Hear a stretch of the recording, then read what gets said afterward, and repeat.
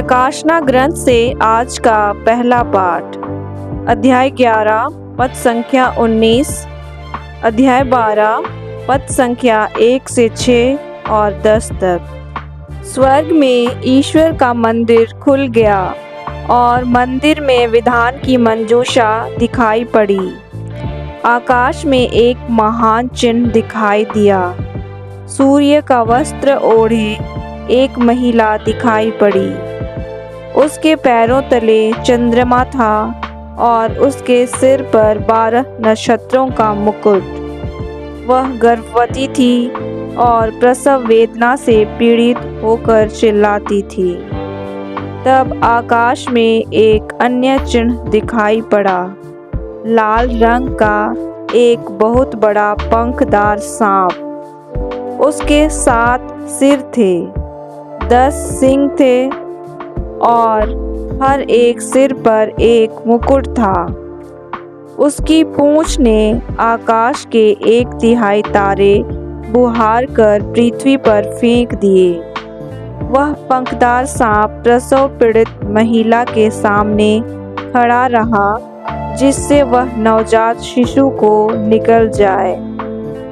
उस महिला ने एक पुत्र प्रसव किया, जो लोह दंड से सब राष्ट्रों पर शासन करेगा। किसी ने उस शिशु को उठाकर उसे ईश्वर और उसके सिंहासन तक पहुंचा दिया और महिला मरुभूमि की ओर भाग गई, जहां ईश्वर ने उसके लिए एक आश्रय तैयार किया था।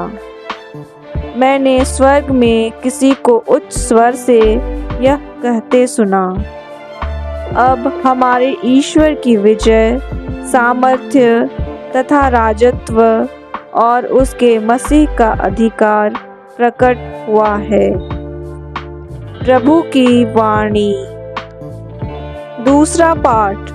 कुरिन्थियों के नाम संत पौलुस का पहला पत्र, अध्याय 15 पद संख्या 20 से 26 तक। मसीह सचमुच मृतकों में से जी उठे हैं। जो लोग मृत्यु में सो गए हैं, उनमें से वह सबसे पहले जी उठे हैं। क्योंकि मृत्यु मनुष्य द्वारा आई थी, इसलिए मनुष्य द्वारा ही मृतकों का पुनरुत्थान हुआ है। जिस तरह सब मनुष्य आदम में मर जाते हैं, उसी तरह सब मसीह में जीवित कर दिए जाएंगे।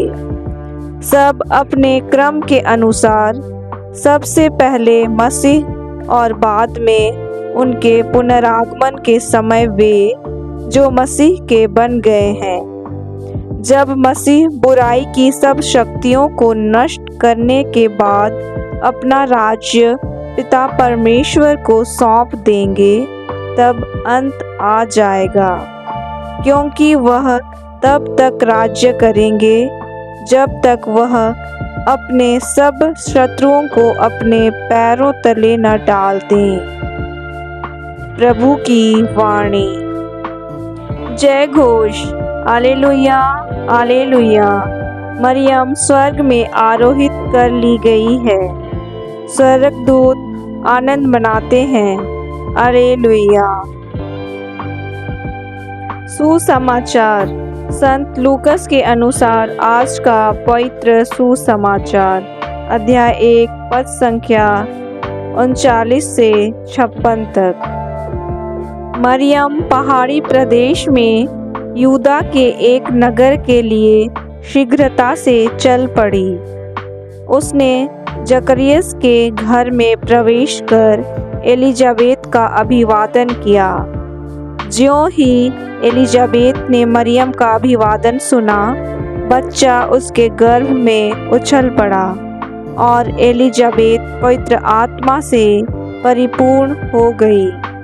वह ऊंचे स्वर से बोल उठी, आप नारियों में धन्य हैं और धन्य है आपके गर्भ का फल।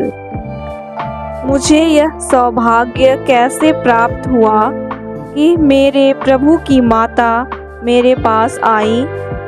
क्योंकि देखिए, ज्यों ही आपका प्रणाम मेरे कानों में पड़ा, बच्चा मेरे गर्भ में आनंद के मारे उछल पड़ा।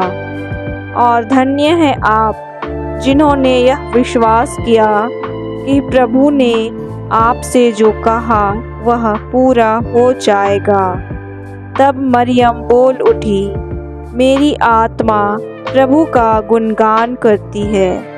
मेरा मन अपने मुक्तिदाता ईश्वर में आनंद मनाता है, क्योंकि उसने अपनी दासी की दीनता पर कृपा दृष्टि की है। अब से सब पीढ़ियां मुझे धन्य कहेंगी, क्योंकि सर्वशक्तिमान ने मेरे लिए महान कार्य किए हैं। पवित्र है उसका नाम, उसकी कृपा अपने श्रद्धालु भक्तों पर पीढ़ी दर पीढ़ी बनी रहती है।